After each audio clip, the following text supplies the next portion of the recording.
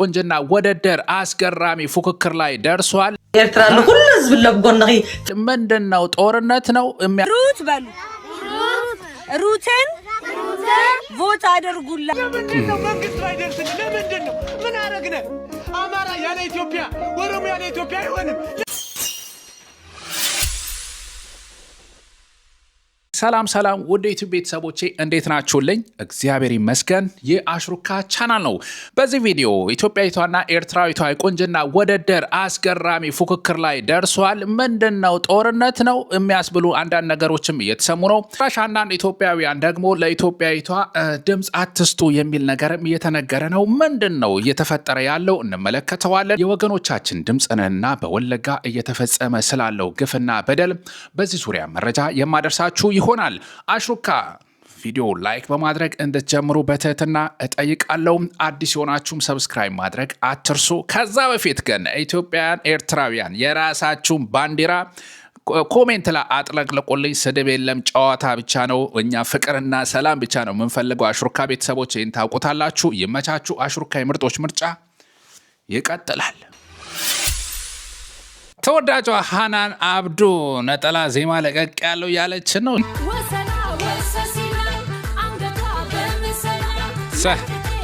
እየበላ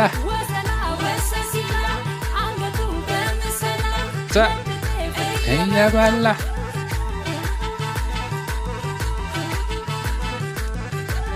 እስቲ የገባችሁ ዩቲዩብ ቻናሏ ላይ ገባ ያላችሁ ተመልከቷት። ሃናን አብዱ ያው የባህል እንቋችን ነች። በዚህ ሰዓት አሪፍ የባህል ዘፈን ከሚለቁ መካከል ነች። ትመችኛለች። ሰላምሽ ይብዛለን። የአዲስ ዓመት ዜማ ይመስላል። እንደምታውቁት ኢትዮጵያዊቷ ሩትና ኤርትራዊቷ ስኒት በዓለም አቀፍ የሚስ ወርልድ ላይ እየተወዳደሩ ይገኛሉ። የቁንጅና ውድድሩም አሁንም ሪከርዱ በስኒት ላይ ይገኛል። በእርግጠኝነት ይሄ ውድድር ሚስ ወርልድ ከተጀመረ ጀምሮ እንደዚህ አይነት ፉክክርም አይቶ ያውቃሉ ብዬ አላስብም። በተለይ በኢትዮጵያና በኤርትራ መካከል ያለው ውድድር ያው ፉክክር እንበለው ድምቀት ሰጥቶታል። አንዳንዶች በእርግጥ ወዳልሆነ አቅጣጫ እየወሰዱት ነው። የጦርነት የሚያስመስሉት አለ። ባህርን የማስመለስ ባህርን የመጠበቅ አይነት የቀይ ባህር ፖለቲካ ውስጥ የገቡ አሉ። አርቲስት ቬሮኒካ አዳነ እንደዚህ ለሩት ድምጻችሁን ስጡ እያለች ትገኛለች። ሩት በሉ ሩትን ቮት አድርጉላት። ኢትዮጵያን ወክላኔ ሄደችው። በጣም ነው የምንወድሽ። ከኤርትራ ሆሊውድ ውስጥ የሚሰሩ ሳይቀሩ እንደ ቲፋኒ ሀዲሽ አይነቶችም ለሩት ድምጻችሁን ስጡ በማለት ያው ከዚህም ያው የድምጽ አሰጣጡ በተለያየ መንገድ ድምጻችሁን ስጡ በማለት ተጠናክሮ ቀጥሏል። ሩትን ቮት እናስደረጋታለን። እያንዳንዱ ነገር ፖለቲካ ነው በአሁን ሰዓት። በነገራችን ላይ ወደ ፖለቲካ ይመነዘራል። ለማንኛውም እሱን እዛ ጋር እናስቀምጠውና ድምፁ ምን ላይ ደረሰ ብለን ስንመለከት ይህንን ቪዲዮ የቀረጽኩኝ ሩት ይርጋለም 2.1 ሚሊዮን በላይ ቮት አግኝታለች፣ ድምፅ አግኝታለች። ኤርትራዊቷ ስኒት ሀብታም ደግሞ 4.7 ሚሊዮን በላይ ድምፆችን አግኝታለች። ከሁለተኛ ከምትገኘው ከሩት እጥፍ በላይ ድምፅ አግኝታለች። እንዴት ነው ኤርትራውያን 4 ሚሊዮን ህዝቦች ሆነው ይህን ያክል ድምፅ ሊሰጡ የቻሉት? ኢትዮጵያን ደግሞ 130 ሚሊዮን ህዝቦች ሆነው እንዴት ነው እንደዚህ አይነት ልዩነት ሊኖር የቻለው ከተባለ ያው ድምፅ እየተገዛ ነው። ድምፅ ዋጋው ላይ የሚገርማችሁ ነው። 40 ድምፅ መስጠት ትችላላችሁ። መጀመሪያ የምትሰጡት ድምፅ በነፃ ነው፣ በነፃ መስጠት ትችላላችሁ።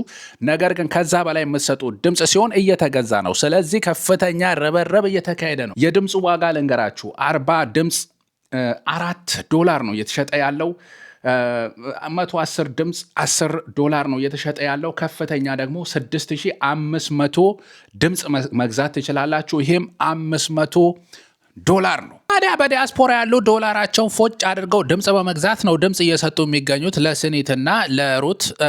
ያው በአሜሪካ፣ በካናዳ፣ በአውሮፓም እንደዚሁ በስዊዘርላንድ፣ በስዊድን፣ በኖርዌይ፣ በጀርመን አጠቃላይ በቃ በዓለም ላይ በዱባይ አልቀረ ምን አልቀረ በውጭ ያለው ሰው ነው የድምጽ እየገዛ እየሰጠ የሚገኘው።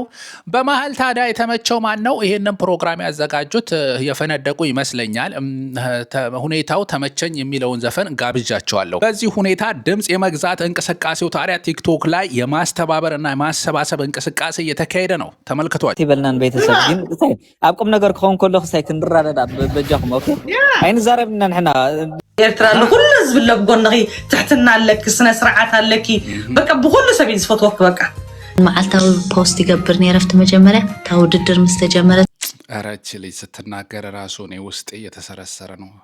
ረጋ ብላ አቤት አቤት አቤት እኔ እንጃ እኔ ቀለጥኩኝ ዘንድሮ። እንደዚህ ነው ቲክቶክ ላይ በርቺ፣ ትህትናሽ፣ ፍቅር፣ እንክብካቤሽ፣ ምንሽ፣ ንግግርሽ ጥሞናል። በቃ ኢትዮ ኤርትራውያን ከጎንሽ ነው ያለነው በርቺ ነው ትርጉም በአሽሩካ። እነሱም እንደዚህ ስኒትም እንደዚህ ላይቭ ላይ ገብታ አብራ ምናምን አለው በቃ ምናምን እያለች ያው ነገሩ ተጧጧፈ ነው የምላችሁ። ሄዳችሁበት ነው እሱን መሙላት እንችላለን። በርቱ በርቱ በርቱ በርቱ ቀጥሉበት። የስ ኢትዮጵያንም በተመሳሳይ እንደዚህ ሩትንም የቀጥታ ስርጭት ላይ ወደ ቲክቶክ በማስገባት የምረጧት ቀስቀሳው ተጧጡፎ ቀጥሏል። መተባበር አንድነቱ እምበርታ መባባሉ እንደቀጠለ ያው እዚህ ውጤት ላይ ተደርሷል። ጉርሻ ፔጅ ፌስቡክ ላይ ሶሻል ሚዲያ ላይ በአጠቃላይ በኢንስታግራም በዚህም በዛም ብቻ ቀውጢ ሆኗል ማለት ነው። በኤርትራኖች ይመቻቸው ናቴ ተሰሙት በአገር ጉዳይ ማርያም እንሰደዳለን ግን መቀኝነትና ክፋት ነው እንጂ በኢትዮጵያና በኤርትራ መካከል ያው ወደ ፖለቲካ ቀይሮ የተለያዩ ንግግሮችን መነጋገር ውስጥ የገቡ ሰዎች አሉ። ኮሜንት ላይ መነቃቆሩ እንዳለ ነው።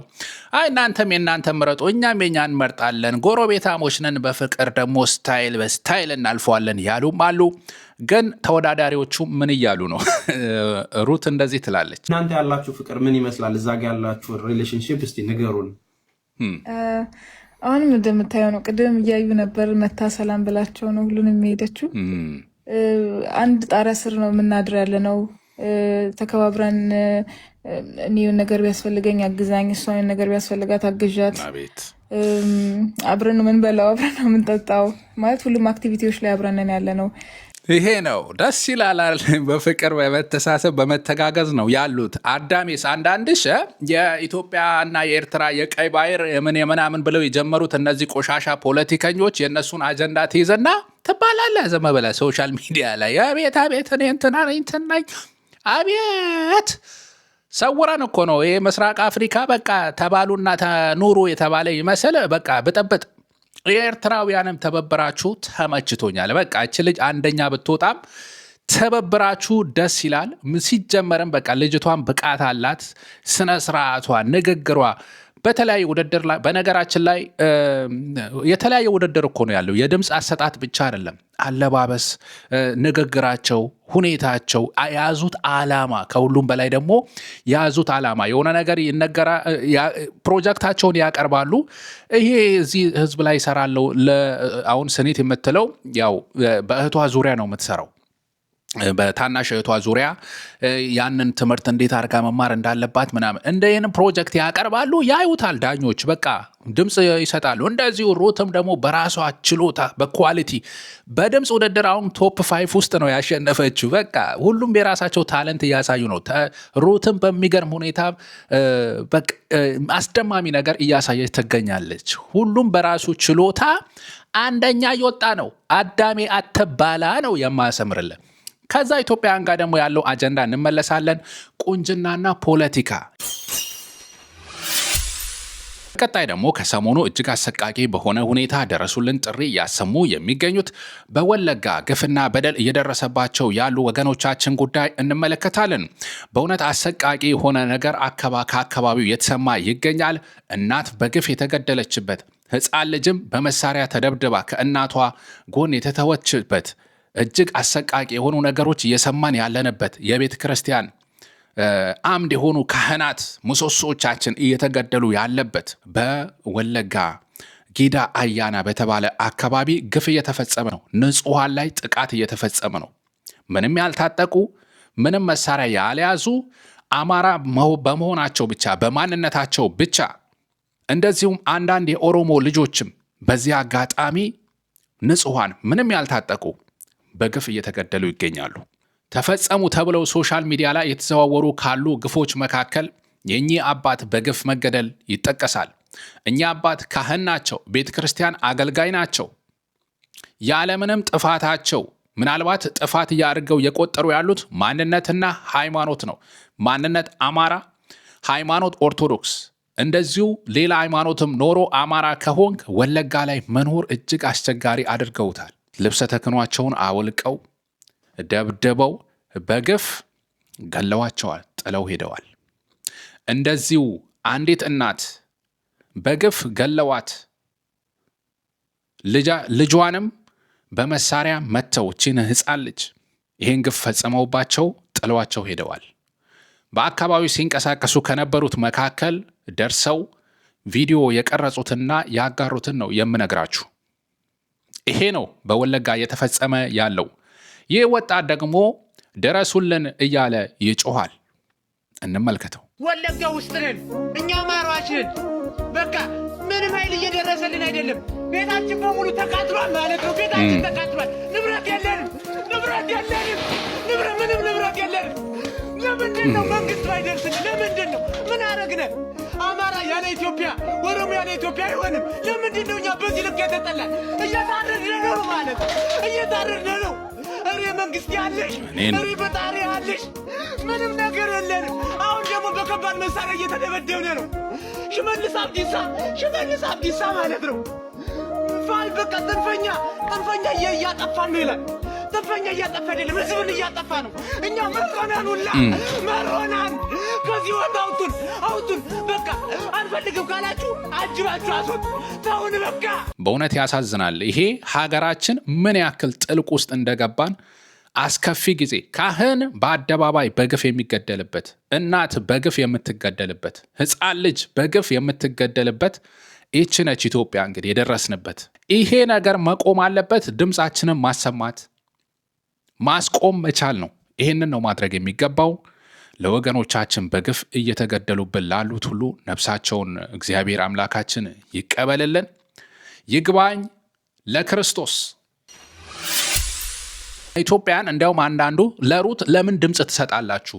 እች እኮ የተላከችው በብልጽግና መንግስት ነው፣ አገዛዝ ነው እና ይሄ እየገደለን በድሮን ጭምር እየጨፈጨፈ ላለ ህዝቡን እያስራበ በየቦታው ኢኮኖሚ ላናጋ አገዛዝ እንዴት ምርጫ እሷን ምረጡት ብላችሁ ትቀሰቅሳላችሁ የሚል ነገር መጥቷል። ኢትዮጵያን እርስ በርስ እዚህ ጋር ድምፅ አትስጧት። ኮሜንት ላይ ምን ላይ አቤት የደረስንበትን ሁኔታ ነው የሚያሳየው። በእውነቱ አሳፋሪ ነው። ሀሳባራርቆን መፍትሄ ላይሆን መለያየቱ መደማመጥ ርቆን ግለኝነት ከንቱ እንዳልተፋቀርን ለየን ከስንቱ ወይኔን አልደላኝ ወይስ አልተመቻት እንጃልኝ እንጃ መላጥቻለው ቀን እንዳለያየን ቀን እስኪ መልሰን እንዲያው ዝም ብዬ ተስፋ አደርጋለሁ።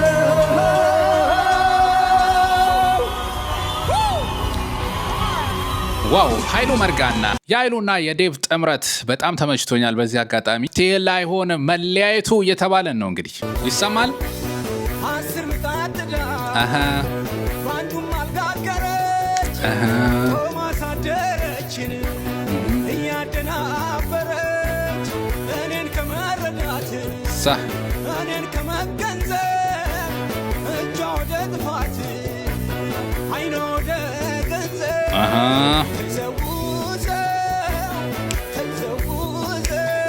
ባል ንጉሱ ይሁኔ በላይ ነው የሰማሽ ቅኔውን። እስቲ ኮሜንት ላይ የገባሽ ኮሜንት አርግልኝ። የገባችሁ ስሙት። ይመች ባለህበት ሰላም ይብዛልን። ብዙ ያልተነገረለ ወንድማችን ይሁኔ በላይ ተመቸኛል። አቦ የባህል አምባሳደራችን አታዝንበው እኮ አንተማ።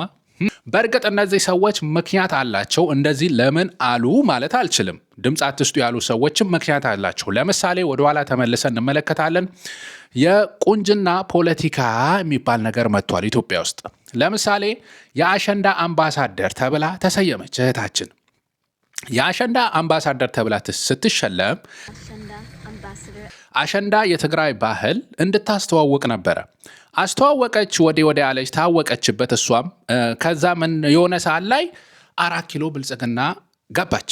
4 ኪሎ ገባችና ኢትዮጵያ ሕዝብ መጥተህ እንትኑን ጎብኘው ምናምን አለች። የራሷን ወገን እየቀጠቀጠ በድሮን እየጨፈጨፈ ያለን ዛሬም መቀሌ ላይ ድሮን እያዘነበ ያለ አካል ጋር ገብታ እንግዲህ ዓላማዋን ረሳች ማለት ነው። የብልጽግና ዕቃ ሆነች። ዛቲስ ዋት ሰው ለምንድን ነው የሚቃወሙ የምትለውን ካየ ቁንጅና ፖለቲካ አረጉት። ሁለተኛ ሀሴት ደረጀ የዛሬ ዓመት ሚስ ወርልድ የተባለች ውድድር ላይ ልክ እንደ ሩት እየተወዳደረች የነበረች ነች። በዛን ሰዓትም ያው ህዝቡም ኢትዮጵያን ወክላ ነው የተወዳደረችው። በቃ አይዞሽ በርቺ የሚል ሰጣት፣ ሞራል ሰጣት። ታወቀች እች ልጅ፣ ታለንቷም ደስ የሚል ነው፣ ቆንጅዬ ልጅ። ከዛስ ወደ ሀገር ስትገባ የብልጽግና ካደሬ ሆና ቁጭ አለች። እንትን ጎብኙት ህዝብ ተፈናቅሎ በግፍ ከዛ ቦታ ላይ የተነሳበት ቦታ ላይ ሄዳ ይሄን አርጉት ያን አርጉት የብልጽግና ካድሬ ሆነች። ይሄን ቴሌቪዥን ያን ቴሌቪዥን እያለች። ስለዚህ ህዝቡ ምን ገባው? በሀገር ስም ለካ ሮጠው ኋላ ላይ ሲመቻቸው እነዚህ ልጆች የብልጽግና ዳይፐር ነው የሚሆኑት፣ ፖለቲካ አለው የሚል ነገር ውስጥ ገቡ ማለት ነው። አሁን እኔ ለምን ሩት አትምረጧት የምትሉ ሰዎች በደንብ ይገባኛል። በዚህ ምክንያት እረዳችኋለሁ። ነገር ግን ሀገርና ፖለቲካ የተለያየ ነገር ነው ማለት ሀገርና የአንድ ፓርቲ የተለያየ ነው። ለብልጽግናማ ኢትዮጵያ ሀገራችንን ሰጠናት ማለት እንደ ኢትዮጵያን ወክለው የሚሄዱ ሰዎችን ሁሉ የምንተች ከሆነ በጣም እየተሸወድን ነው። ማሳሰቢያ ግን መስጠት ይገባናል። እመለስበታለሁ። ስለዚህ እች ልጅ ሩት ሄዳ ስለ ኢትዮጵያ ስለ ቀደምት መሆኗን ነው የምታሳየው። እየለበሰች እያሳየች ያለችው ታሪካችንን ባህላችንን ነው። ይሄ ገዳ የሆነ ሌባ ብልጽግና ስርዓት ያመጣው አይደለም። ይሄንን አጋጣሚ ሆኖ በዚህ ጊዜ ያው ብልጽግና ስርዓቱን እየመራ ሩት ግን ወደ ቦታው ተልካለች። ሀገር የሚለውን ስም የኢትዮጵያን ስም ይዛ ነው ሄደችው። ብልጽግናን ወክላ አይደለም። አንድ መንግስት ሲባል ራሱ ኢትዮጵያ ውስጥ ስለተበላሸ ነው እንጂ ልዩ ልዩ ሀሳብ ያላቸው ሰዎች የመሰረቷት ሀገር ነች። ልዩ ልዩ ባህል ያላቸው የመሰረቷት ሀገር ነች ኢትዮጵያ የምትባለው። ያችንማ ለአንድ ቆሻሻ ፓርቲ አሳልፈን መስጠት የለብንም ያንን ስም እና ኢትዮጵያ መረጧት የምትመርጡ ሰዎች ኃላፊነቷን ግን እሷ ላይ አስቀምጡ። አሁን ወዳልኩላችሁ ነጥብ እመጣለሁ። እቺ ልጅስ እንደ ሌሎቹ እንደ ሀሴት እንደ ሌሎቹ እንደ አሸንዳ አምባሳደር እንደተባሉት ወደ ፖለቲካ ራሳቸውን ይሸጣሉ ወይ ነው? ይሄ ለነሱ አደራ መተው ነው። ለሩት አደራ መተው ነው። እኛ የሚመለከተን መስራት ነው። ሌላውን ግን ህሊናዋን ሸጣ ይሄ ገዳይ ብልጽግና ስርዓት የምታራምድ ከሆነ ያኔ ያው እንደ ሆይ ብለ እንዳነሳት ያኔ ደግሞ አንቀረ መጥፋት ነው። ይሄ ለአንተ ለኢትዮጵያ ህዝብ አይነገርም። የኢትዮጵያን ስም ይዛ ግን ከፍ ወዳለ ደረጃ መድረሷ ያንም ማበረታታት ነው። በዛ ላይ ደግሞ እህታችን ሀዘንም ላይ ነች። ያንንም ደግሞ ኮንሲደር ማድረግ ይገባናል። ባህላችንም መርሳት አይገባንም። ፖለቲከኞች አሁን የሚሰሙበት ነገር የለም ኢትዮጵያ ውስጥ። አዳነች አቤቤ ወታ ብታወራ የሚሰማት የለም። ስለ አዲስ አበባ ቀበር ጥርሴ ብትል፣ አብይ አህመድ ስለ ሀገር ገለመሌ ብሎ ቢያወራ የሚሰማው ሰው የለም። ስለዚህ በማን መጣ? በቆነጃጀት ወጣቱን ለማግኘት አዲስ አበባ የተሰራውን ፕሮጀክት ይዩት ምን እያሉ ቲክቶከሩን ምኑን መግዛት ጀምረዋል። ቆነጃጀትን መግዛት ጀምረዋል።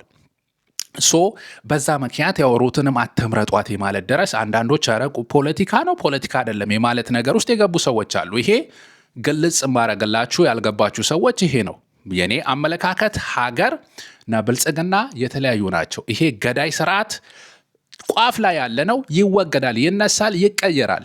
ልክ 20 ምናምን ዓመት ህዋትም አገር የመራው ነበረ ብሎ ነበረ ሲያቅራሩ ብዙ ነገር ተተካኮ ያ ብልጽግናም ይተካል። ጊዜው ያልፋል። የህዝብ ትግል ያነሰዋል። ምንም ጥያቄ የለውም። ስለዚህ ሩት የኢትዮጵያ ሀገራችንን ስም ይዘህ ከፍ ያለ ቦታ ስለተቀመጥሽ መልካም እድል ይሁንልሽ። ስትመለሽ ግን እንደ ሌሎቹ የብልጽግና ዳይፐር ባለመሆን ተባበሪ።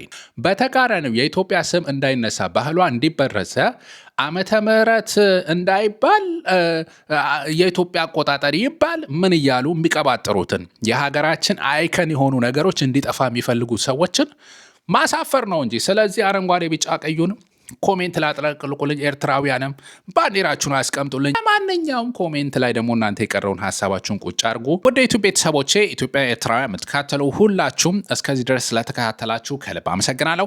የቀጣይ ሰው ይበለን። አሽሩካ የምርጦች ምርጫ ነበርኩኝ። አመሰግናለሁ።